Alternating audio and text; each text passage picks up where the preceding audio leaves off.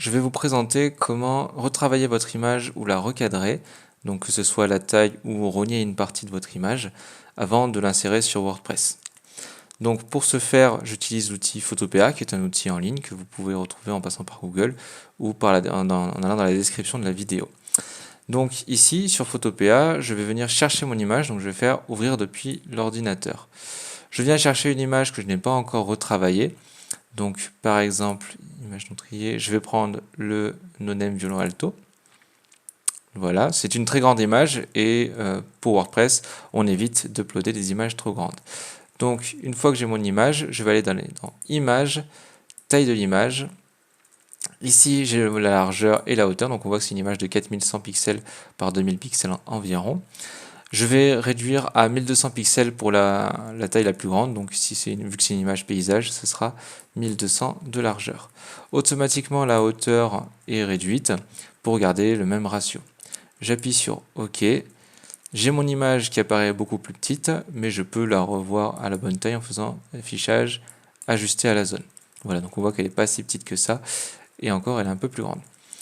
Une fois que c'est fait, je vais venir l'enregistrer, donc pour ça je fais fichier, exporter en tant que, donc là, soit PNG, soit JPEG, ça dépend si c'est une image qui a de la transparence ou non.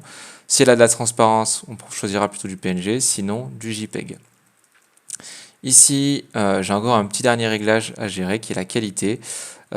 Pour qu'elle soit optimisée, on va la mettre à 80%. Si c'était une image qu'on utiliserait plutôt pour un logo ou le slider, le carrousel, on utiliserait plutôt du 90-100. Vu que là, c'est une image qui sera sur mon site de manière classique, je vais plutôt mettre du 80, voilà, par là.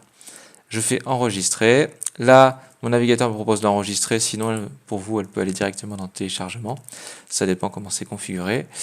Là, je vais aller dans Images triées, avec toutes mes images optimisées, et je vais venir enregistrer mon image. On fait attention à son nom, on le retravaille pour le référencement. Voilà, donc là, j'ai mon image qui a été travaillée. Maintenant, je vais vous montrer comment recadrer une image. Donc pour ce faire, je vais en ouvrir une autre. Donc je vais faire Fichier, Ouvrir.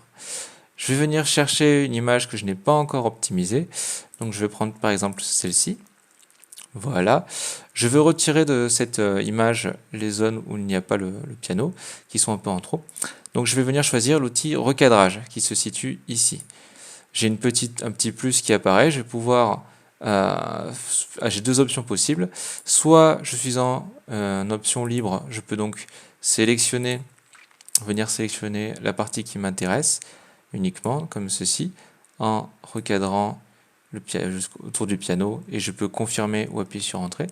Sinon, je peux utiliser taille fixe et définir moi-même, par exemple 1200 pixels de large par 500 de hauteur, si j'avais un slider en 1200 pixels par 500, voilà, et je pourrais venir sélectionner pile la partie de l'image qui m'intéresse, à voir s'il vaut mieux retravailler la taille de l'image avant ou après. Tout dépend de comment vous souhaitez avoir votre image. Moi, je veux juste la rogner, donc je vais faire libre. Je vais venir sélectionner en déplaçant les petites réglettes sur les côtés. Tac, ici. Hop. Je vais appuyer sur valider. Une fois que j'ai ceci, je n'oublie pas de vérifier sa taille. Donc la taille de l'image, on voit qu'elle fait encore 1884 pixels par 1700 de hauteur. Je vais donc venir mettre 1200 pixels de largeur. Hop, automatiquement c'est réduit. J'appuie sur OK. J'ai mon image qui est recadrée. Je vais pouvoir l'exporter en tant que JPEG. Voilà, de la même manière. 80% parce que ce n'est toujours pas une image pour mon slider. Et je l'enregistre dans mes images triées. Voilà, enregistré.